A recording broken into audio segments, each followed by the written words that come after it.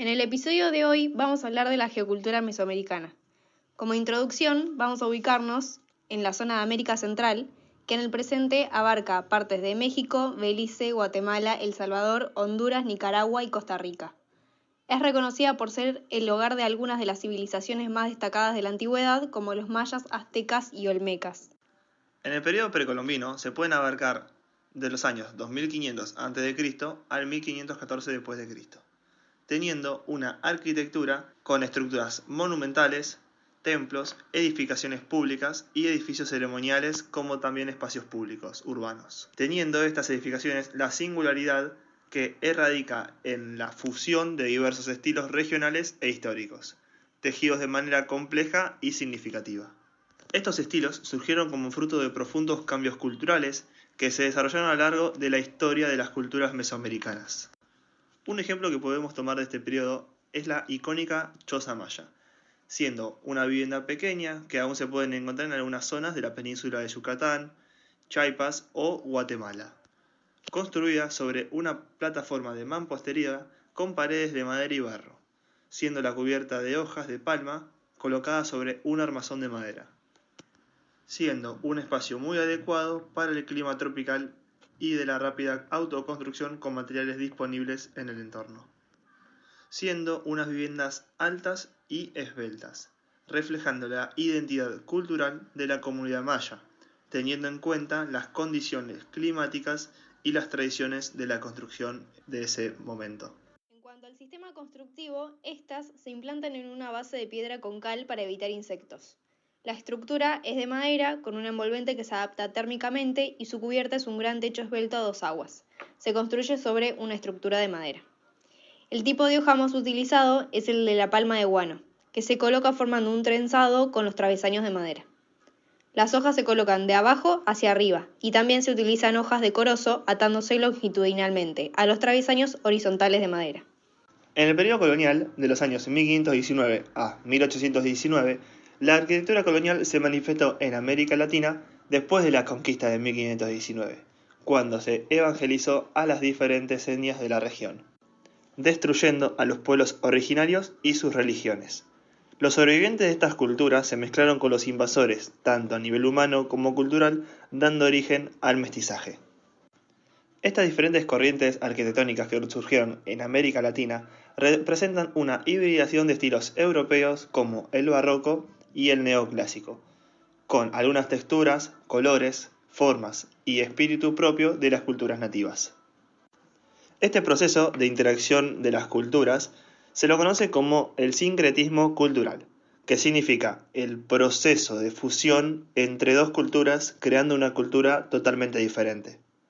Esto lo que provocó fue asimilar los rasgos más significativos de una de la otra. Los materiales más utilizados en la arquitectura colonial eran la madera, la piedra y el ladrillo. Los muros eran portantes y se caracterizaban por ser materiales pesados. A diferencia de las ciudades europeas de la época, que solían ser una mezcla de estilos, paradigmas e ideales diversos, las ciudades coloniales adoptan un concepto más homogéneo y ordenado durante los diferentes periodos coloniales, centrándose en establecer un estilo de vida y sistemas organizativos tanto para el espacio público como el privado. En cuanto al sistema constructivo, se reemplazó el adobe por el ladrillo, lo que refleja la adaptación de materiales europeos en la construcción de la época colonial. La incorporación de molduras en los marcos de las puertas, hierros para rejas en las ventanas, retraer las puertas para generar un acceso a la vivienda, el uso de azoteas y la incorporación de la cerámica, esto demostrando tanto en lo material como en espacios significativos y el detalle en las construcciones, una fusión de estilos europeos con elementos nativos creando una identidad arquitectónica única. En el corte histórico republicano de 1820 a 1920 se siguió un estilo similar al colonial, pero con algunos cambios y variantes. En este periodo fue una búsqueda de volver a adquirir identidad, de tal manera que el color se vuelve algo sumamente importante para la arquitectura. Si bien los ornamentos siguen teniendo dependencias neoclásicas, se buscan amoldarlo y tratarlo con un carácter más personal y natural, así generando una transculturación del paisaje ligada al europeo. La identidad está plasmada en romper con un pasado colonial y mostrar una nueva república, resultando de innovaciones tecnológicas que permiten darle otro carácter a los materiales usados. Luego de la independencia, los mesoamericanos se esforzaron por representar su identidad nacional a través de la arquitectura. El uso del color llamativo en las fachadas se convirtió en una característica distintiva de esta época, creando una atmósfera vibrante y única. Esto se contrastaba con el estilo colonial, que era más sobrio y neutro. En cuanto a la estética, se mantuvieron elementos neoclásicos y coloniales, adaptándolos a un estilo y a un contexto más local y personal. Se buscaron formas de incorporar elementos arquitectónicos característicos para reflejar la cultura y el entorno. Esto condujo a una fusión de estilos y creando una arquitectura distinta para la región, reflejando la identidad arquitectónica y urbana de la época. Hablando del sistema constructivo, el uso del hierro permitió la creación de estructuras más ligeras y fachadas decorativas, lo que reflejó una adaptación a tecnologías constructivas más modernas. La incorporación del vidrio en ventanas y fachadas mejoró la iluminación interior y agregó una nueva dimensión a la arquitectura.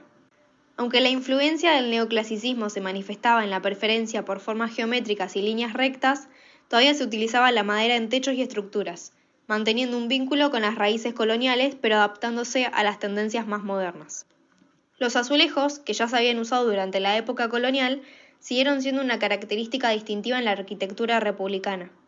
Los patios y fachadas de muchas casas y edificios públicos estaban decorados con azulejos pintados a mano. Un ejemplo de la arquitectura moderna mexicana sería el estudio Diego Rivera y Frida Kahlo, que tuvo sus inicios finales de la Revolución Mexicana. Su influencia proviene de Europa, después de las guerras mundiales y la aparición de movimientos arquitectónicos considerados como modernos, como el Art Nouveau y el Art Deco, que se extendieron hacia América. Estos estilos también fueron adoptados por la gente, quienes los adaptaron en su cultura y a las necesidades de las ciudades latinoamericanas. La identidad arquitectónica de este momento histórico se da en base a un mestizaje entre las culturas propias mesoamericanas con el movimiento moderno, predominando el movimiento moderno con aspectos puntuales que buscaban recuperar conceptos de culturas previas como el muralismo. Además, se produce una interesante combinación entre las raíces y las tendencias contemporáneas. Es así como elementos como el ladrillo, la madera y los colores característicos del estilo colonial antiguo se entrelazan en el uso del acero, el hormigón armado, el vidrio y las formas simples propias de la arquitectura moderna, creando un resultado único y distintivo, donde se reconoce la tradición y la herencia cultural al mismo tiempo que se incorporan elementos y los materiales modernos.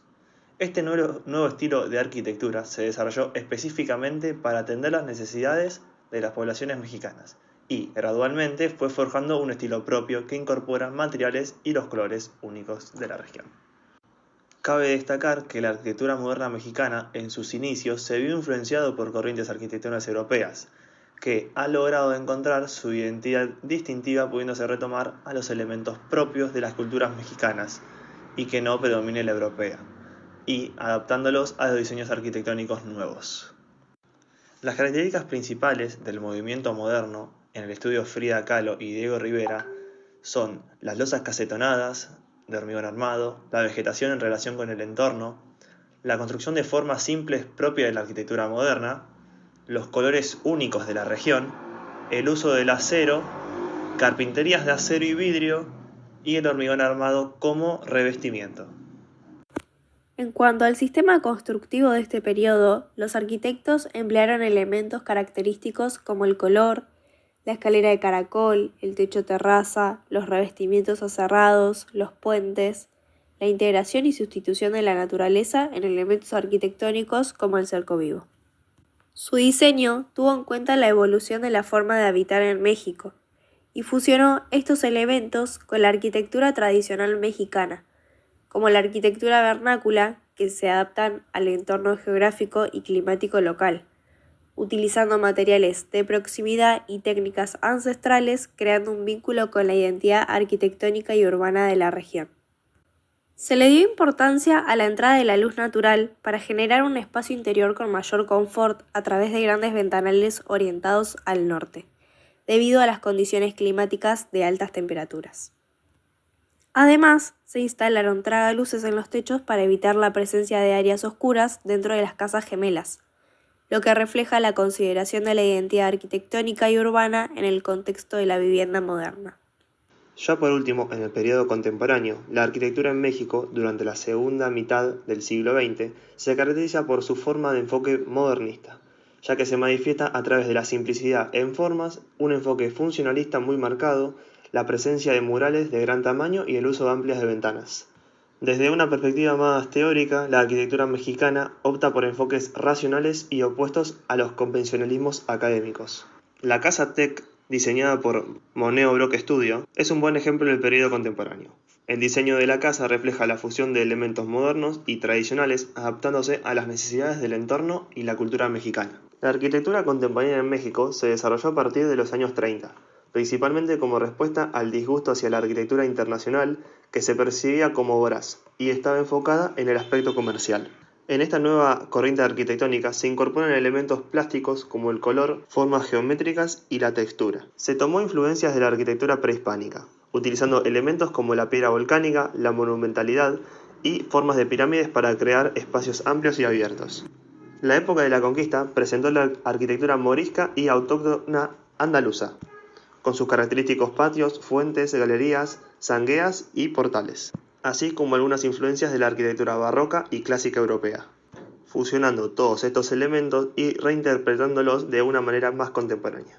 Otro recurso fundamental fue el uso de la luz y la sombra, así como la incorporación del agua como elementos fundamentales de esta arquitectura, que también reflejan la identidad arquitectónica y urbana de México. Frente a los espacios homogéneos, consecuencia de la globalización, observamos que la intención de esta ciudad queda demostrada una intención de generar un símbolo de identidad comunitaria y pertenencia del lugar. Hablando del sistema constructivo utilizado en la época, el hormigón armado es uno de los materiales más empleados de la arquitectura contemporánea. Este material se caracteriza por ser un sistema constructivo completo, lo que resalta la adaptabilidad y funcionalidad de la arquitectura. También se adopta un enfoque funcional del espacio, optimizando superficies para resaltar una volumetría imponente sin necesidad de ornamentos o figuras irregulares, lo que destaca la identidad arquitectónica y urbana de la época.